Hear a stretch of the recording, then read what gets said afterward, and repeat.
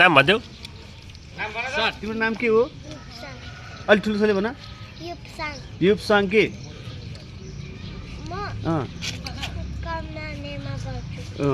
अनि कहाँ पढ्नुहुन्छ कुन स्कुलमा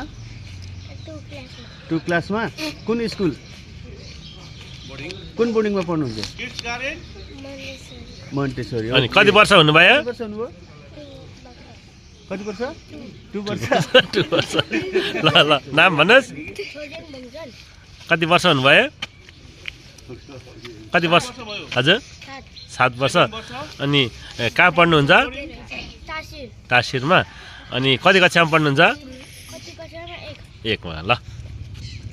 नाम भनिदिनुहोस् कहाँ बस्नुहुन्छ कमान्ड एकाडेमीमा कति कक्षामा पढ्नुहुन्छ हो कति वर्ष हुनुभयो ल छोरी भनिदिनुहोस् मेरो नाम सेन्जिङ रुम्बा म 9 वर्षको भएँ अनि म हेटौडा 8 मा बस्छु हजुर कति वर्ष हुनुभयो म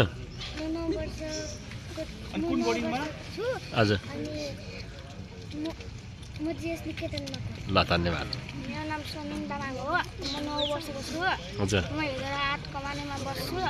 म बालजागदी स्कुलमा पढ्छु अनि के कति वर्ष हुनुभयो 9 वर्ष ल धन्यवाद है कमानेमा बस्छु म 12 वर्षको भएँ म बालजागदी इङ्ग्लिस सेन्ट्रल स्कुलमा पढ्छु कक्षा 6 कति वर्ष हुनुभयो रे 12 ए ल ल मेरो थाहा भयो म हेटौडा कमानेमा बस्छु म पढ्ने विद्यालयको नाम कमाने एकाडेमी हो म 6 कक्षामा पढ्छु म 12 वर्षको भएँ मेरो नाम प्रियल छेत्री हो म क्लास 2 मा पढ्छु मेरो ठेला 8 नम्बर हो ल धन्यवाद एकाडेमी विद्यालयका हाम्रो अत्यन्तै आदरणीय सर शङ्कर सरलाई आफ्नो केही 2 वचन मन्तव्य केही राखिदिनु हुन म अनुरोध गर्न चाहन्छु विशेष गरी कमाने एकाडेमीकै बाहुल्यता बढी छ यहाँ कमाने एकाडेमीको विद्यार्थीहरू पनि छन् त्यो भएको कारणले गर्दाखेरि थोरै यहाँको मूल कुरा राखिदिनुहुन्छ भन्ने लाग्छ सम्पूर्ण मेरो नमस्कार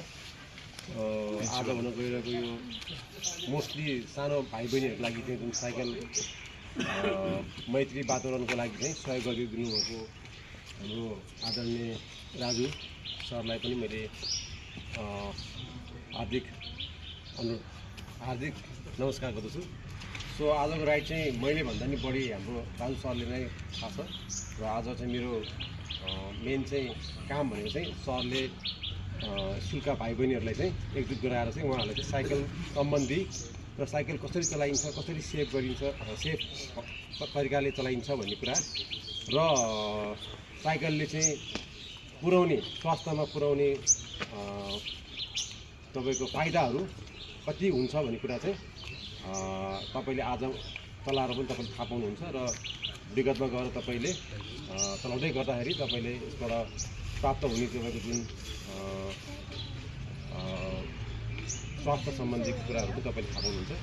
र म भन्दा नि विज्ञ यहाँ सरहरू हुन्छ उहाँहरूले तपाईँलाई नै यो कुराहरू जानकारी गराउनुहुन्छ यति भन्दै म यहाँ हस् धन्यवाद We are bicycle crazy. We are bicycle crazy. You get lost lazy. You get lost lazy. Crazy. We are bicycle crazy. We are bicycle crazy. नमस्ते म जेबी पोखरेल मेरो घर बर्दिवास मौतरी हो म मेची महाकाली उल्टो साइकल यात्री र अब म पेसामा चाहिँ म स्वास्थ्य कर्मी हो र अलिकति थोरै सङ्गीत प्रेमी पनि भएकोले गर्दाखेरि अब यो गरेको हो र यो स्वास्थ्यलाई चाहिँ एउटा मजबुत बनाउनको लागि अहिले हिमालयन राइडर्स क्लब मकवानपुर ले चाहिँ जुन एउटा साहित्यिक सचेतना सम्बन्धी चाहिँ यो कार्यक्रम आयोजना गर्नुभएको छ यसको लागि म उहाँहरूप्रति अत्यन्तै आभारी प्रकट गर्दछु र म हिजो अस्ति मात्रै यहाँ हेटौँडा झरेको थिएँ र त्यो बेलामा चाहिँ मैले हाम्रो हेटौँडा हेल्दी हेटौँडा भनेको चाहिँ एउटा बस पार्कमा रहेर एउटा सानो मैले सिन हालेको थिएँ कतिपय साथीहरूले हेर्नु पनि भएको होला र अब स्वास्थ्यलाई चाहिँ मजबुत बनाउनको लागि अहिले यो हामीले साइकल चलायौँ भनेदेखि त्यसले चाहिँ एकदमै हामीलाई सहयोग हुन्छ भन्ने हिसाब किताब नि अहिले यो साइकल चलाउँदाखेरि यसले सन्देश दिन खोजेको र तपाईँहरू पनि स्पेसली बालबच्चाहरू है तपाईँहरूले चाहिँ मोबाइलहरू कतिको हेर्नुहुन्छ नि होइन अब मोबाइल हेर्नुभन्दा साइकल चलाउनुमा चाहिँ मजा छ भन्ने कुरो चाहिँ तपाईँहरूले यो आजको अनुभवबाट चाहिँ अब यो थाहा पाउनुहुनेछ र अहिले हामीसँगै घुम्छौँ होला होइन यहाँ र त्यो किसिमले जस्तो मैले जस्तो चाहिँ फेरि उल्टो साइकल चलाइहाल्ने त्यस्तो चाहिँ उ नगर्नु होला है किनभनेदेखि यो फेरि त्यसै हुन्छ यो मैले तपाईँहरूलाई मैले सचेत गराएको र यो भन्नुभन्दा अगाडि मैले क्षमा पनि मागेको किनभने यो उल्टो साइकल मा चाहिँ विभिन्न जोखिमको कुराहरू हुनसक्छ होइन यो तपाईँहरूले नगर्नु होला गरे पनि एकदम कसैको निगरानीमा होइन अथवा अलिकति ठुलो भइसक्यो पढिदेखिसकेपछि अनि बल्ल गर्नु होला।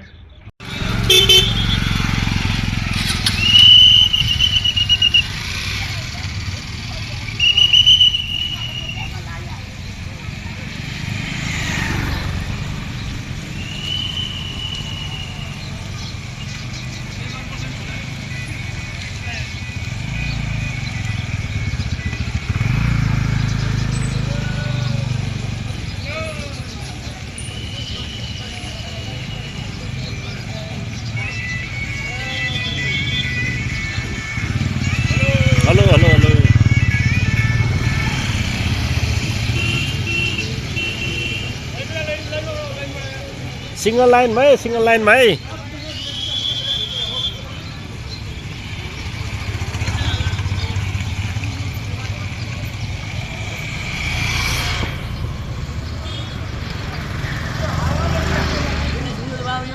हजुर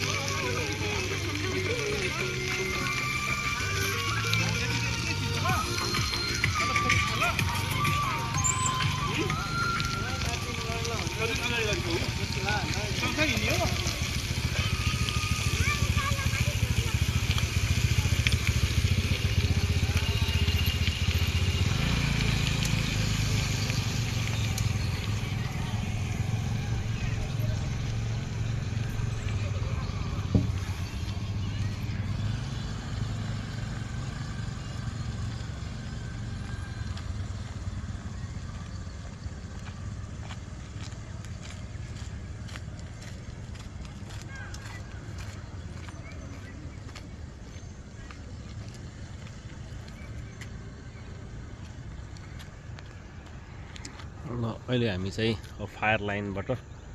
तलतिर ओर्लाएर लागिसकेका छौँ। अब हामी यहाँ चाहिँ कमाने चोकमा निस्किन्छ यहाँबाट र आजको कार्यक्रम यहीँ बिट मार्नेछौँ। हेर्दै रहनु होला। सबैलाई शुभ दिन, जय होस्। हामी हिमालयन राइडर्सको तर्फबाट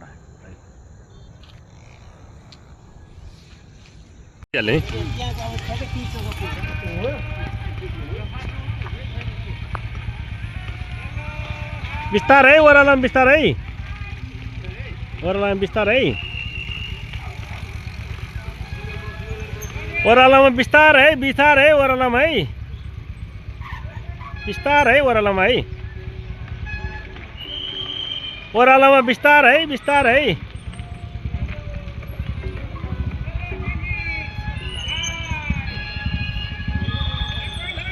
ओह्रालोमा बिस्तारै बिस्तारै ओह्रालोमा बिस्तारै ल है ल है ल आजको हाम्रो कार्यक्रम समापन हुन लाग्यो है अब कार्यक्रम समापन हुन लाग्यो हाम्रो अब